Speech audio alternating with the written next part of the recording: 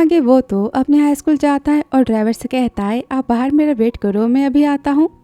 और रूम को देखकर वो तो 5 साल पहले की बातों को याद करता है जहाँ पर उसे प्ले करते हुए तो हान हमेशा देखा करता था और वो भी हमेशा हान की स्माइल को नोटिस किया करता था और सोचता है हान मैंने हमेशा अपना बेस्ट दिया है पर पता नहीं कब मैं तुम्हारे इतना काबिल बन पाऊंगा कि मैं तुम्हारे साथ में खड़ा रह पाऊँ और तुम मुझ पर प्राउड फील करो। और यहाँ पर वो तो अपनी ट्रॉफी को देखता है जो कि उसने तो तोड़ दी थी गिरा के उस लेटर के पढ़े जाने के बाद और सोचता है पर हाँ तुम्हारे दिल में मैं तो बस एक ब्यूटीफुल कैरेक्टर हूँ ना, तुम्हें कुछ बोलने की भी तो मेरे पास हिम्मत नहीं है। और यहाँ पर तभी वो तो अपने गिटार को देखता है और धुल को साफ करता है कि उसे चेन में कुछ दिखता है और वो तो हान का लेटर होता है।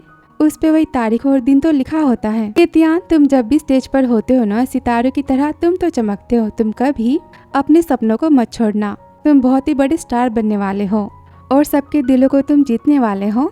हान की तरफ से तियान को ढेर सारी बधाइयाँ आज का अवार्ड जीतने के लिए। ये सुनते ही वो तो हान को कॉल करता है, कहता है तुम कहाँ पर हो, मुझे तुम्हें कुछ बताना है। हान कहता है मैं तो अपने घर पर हूँ, मैं तुम्हें एड्रेस सेंड करता हूँ। और यार तियान तो काफी हैप्पी होता है कि उसकी और हान के बीच की अब तो गलतफहमियां दूर हो जाएंगी। और तियान सोचता है क्या बात हुई कि तभी उसे मिलने तो जिया और तियान की माँ जाती हैं। वो कहता है क्या बात है, माँ गुस्सा करती हैं, मैंने तुम्हें कहा था ना जैक साथ ब्लाइंड डेट पर जाने के लिए, तुम क्यों नहीं गए, देखिए बारिश में कितनी भीग चुकी है। फिर आगे माँ कहती मैं तुम्हें फोर्स नहीं कर रही पर देखो जिया कितनी अच्छी लड़की है, ठीक है तुम इसे पसंद नहीं करते तो कोई बात नहीं पर एटलीस्ट बातें तो कर ही सकते हो ना। वो कहता है माँ मैं जिया में बिल्कुल इंटरेस्टेड तो नहीं हूँ। कि वो कहती आंटी मेरे कपड़े गीले हो चुके हैं, मुझे सर्दी हो सकती है ना। आंटी कहती त्यान से जाके इसके लिए कपड़े लेकर आओ। आंटी वहाँ से चली जाती है और हान यहाँ पर उसे कपड़े देता है, कहता है मैं अपने कमरे में जा रहा हूँ जल्दी करो। कि तभी वहाँ पर तो हान आता है कि वहाँ पर दरवाजा जिया खोलती है, बोलती तुम यहाँ पर क्या कर रहे हो। वो कहता है मुझे मिस्टर त्यान से मिलना है। वो कहते अरे तुम तो त्यान हो ना, काफी फेमस हो तुम आज। मैं हूँ जिया, हान की गर्लफ्रेंड। ही सुनते त्यान के यहाँ पर तो दिल ही टूट जाता है, वो कुछ बोल ही नहीं पाता कि वो कहती है हान तो काम में बिजी है और सोचती इतना अच्छा मौका हान को अपने प्यार में फंसाने का मैं जाने तो नहीं दे सकती ना। और कहते तुम घर चले जाओ, देखो मुझे तो हान के साथ में सोना है ना, मुझे लेट हो रहा है। वो कहता है सॉरी आपको परेशान करने के लिए और वहाँ से रोते हुए वो तो चला जाता है। और यह हान तो उससे कॉल करता है पर त्यान तो कॉल को रिसीव ही नहीं करता।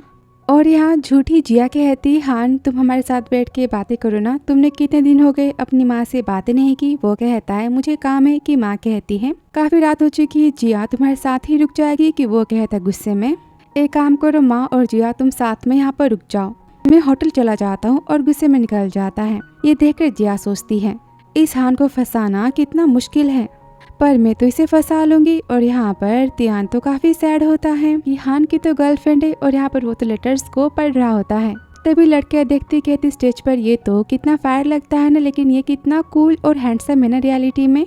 और तभी उसे तो अपनी माँ का फोन आता है, कहता है मैं अभी घर आ रहा हूँ। फिर आगे सीन घर का जहाँ पर उसके डैड तो उसकी माँ पे चिल्लाते, कहते मैंने कहा कि तुम मेरे कर्जों को भरो। घर पर उसने तो तोड़ फोड़ की होती है और त्यान को देखते चिल्लाते हैं तुम कितने नालायक बेटे हो, तुम्हारी हिम्मत कैसे हुई अपनी माँ के साथ यहाँ पर छुपने की। त्यान कहता माँ आप पहले रोना बंद करो। माँ कहते मुझे माफ कर दो, मैं तुम्हें यहाँ पर बुलाना तो नहीं चाहती थी पर इसने जिद की थी, तुम्हें बिना देखे ये तो यहाँ से नहीं जाएगा। वो कहता है शांत हो जाओ। कि वो चिल्लाते हैं ये मेरा बेटा है और मुझे पैसे चाहिए। त्यान कहता है अच्छा आज तक कभी आपने मेरी माँ को और मुझे कोई इज्जत नहीं दी, डैड होने को ये आपने फर्ज निभाया है। वो बोलते क्या फर्क पड़ता है, मैं तुम्हारा बाप तो हूँ ना, तुम्हारे पैसे मेरे पैसे हुए। तभी माँ चिल्लाती बस करो, तुम्हारे रहने के खाने के पीने के सारे खर्चे हमेशा मेरे बेटे ने उठाए, यहाँ तक कि मैंने नौकरानी का काम किया, मेरे बेटे ने पार्ट टाइम जॉब किया अपनी पढ़ाई को पूरा करने के लिए। और अब उसे थोड़े दिन क्या मिले खुशी के, तुम मुझसे भी छीनना चाहते हो। वो तो बेशर्म की तरह यहाँ पर जिद करते कि मैं इसका बापू और मुझे बदले में 10 लाख रुपए चाहिए। वो कहता है मैं इतने सारे पैसे कहाँ से लेकर आऊंगा। वो तो गुस्सा हो जाते और माँ को मारना चाहते कि त्यान तो उन्हें रोक देता है, कहता है हिम्मत भी मत करना। और पुलिस को फोन करने जाता है कि वो तो फोन को भी तोड़ देते हैं। तभी माँ तो यहाँ पर पुलिस को कॉल करती है। आगे पुलिस आती और वो तो उसके सामने अच्छा बाप बनने का नाटक करती है। पुलिस कहते हैं आपके डैड ने कहा है इन्होंने बस आपसे थोड़े पैसे की डिमांड की थी और सब बातें बनाते हैं। इसे अपने बूढ़े बाप की थोड़ी भी केयर नहीं है, इतना अमीर स्टार बन चुका है, इसके पास पैसे नहीं है अपने बाप को देने के लिए। पुलिस कहती है लीगली आपके डैड तो है ना, तो फिर आप इन्हें अपनी माँ से मिलने से नहीं रोक सकते। आपकी माँ ने कहा कि इन्होंने उन पर हाथ उठाया, पर हाथ उठाने के चोट के निशान तो नहीं दिख रहे ना, तो हम कुछ नहीं कर सकते। वो तो चले जाते हैं और वो सब तो यहाँ पर त्यान की फोटोज को लेते कि तभी वहाँ पर तो हान उसका सेक्रेटरी आ जाता है, लोगों को वहाँ से साइड करता है और कहता है चलो अंदर। डैड कहता है अब देखता हूँ कि तुम मुझे कैसे बचते हो। कि त्यान कहता है मिस्टर हान आप यहाँ से जा सकते हो, मैं सारी बातों को संभाल लूंगा। कि वो कहता है बैठो, और मैं इसका बॉस हूँ, ये मेरी कंपनी का सबसे इम्पोर्टेंट एम्प्लॉय है। वो कहता है अच्छा तो फिर तुम मुझे 10 लाख रुपए दो, इसने मुझसे कर्जे लिए हैं, मुझे वापस करने हैं। हान कहता है ठीक है। सेक्रेटरी से कहता है कार में से 2 बॉक्सेस लेकर आओ। बोलता है सारे पैसे तुम्हारे, और मैंने सुना है कि तुम हमेशा जुआ खेलते हो, पैसे उड़ाते हो, और हाँ त्यान की माँ पर तुम हाथ उठाते हो। मैं चाहूँ तो मैं तुम्हारे भी टांगे तोड़ सकता हूँ, पर तुम त्यान के डैड हो और वो काफी काइंड हार्ट का पर्सन है, तो मैं क्रूल तो नहीं बन सकता ना। ये 10 लाख तुम्हारे हुए, पर बदले में तुम्हें कॉन्ट्रैक्ट को साइन करना पड़ेगा कि आज से तुम्हारा और त्यान का कोई रिश्ता नहीं है, ना ही इसके माँ से। और यहाँ त्यान की माँ का उसका तो डिवोर्स करवा देता है, उसे धमकी देता है सिटी से गायब करने की। ये सुनकर डैड तो यहाँ पर डर जाते हैं और डिवोर्स के पेपर पर और कॉन्ट्रैक्ट पर वो तो साइन करते हैं कि आज से उनका कोई रिश्ता नहीं है इस फैमिली के साथ, और पैसे लेकर वो चले जाता है। फिर आगे त्यान कहता है मिस्टर हान आपका मुझ पर फिर से एक एहसान तो हो गया ना। वो कहता है तुम मुझे हमेशा तो हान कहते हो ना। वो बोलते हैं हाँ पर मुझे आपको मिस्टर हान कहना चाहिए, सॉरी इतनी परेशानियों में डालने के लिए। हान बोलता है मैंने हाई स्कूल के टाइम पर तुम्हारे डैड के बारे में ये सारी बातें तो सुनी थी, पर मुझे उस टाइम में इन सारी बातों से डील करना तो नहीं आता था, पर अब मैं कैपेबल हो चुका हूँ। अगर फ्यूचर में तुम्हें कोई भी परेशानी होती तो फिर तुम सबसे पहले मुझे याद करोगे। सेक्रेटरी आता है कहता है बॉस मैंने सारे फोटोज को और वीडियोस को डिलीट करवा दी इनकी पड़ोसियों की। वो कहता है ठीक है चलो।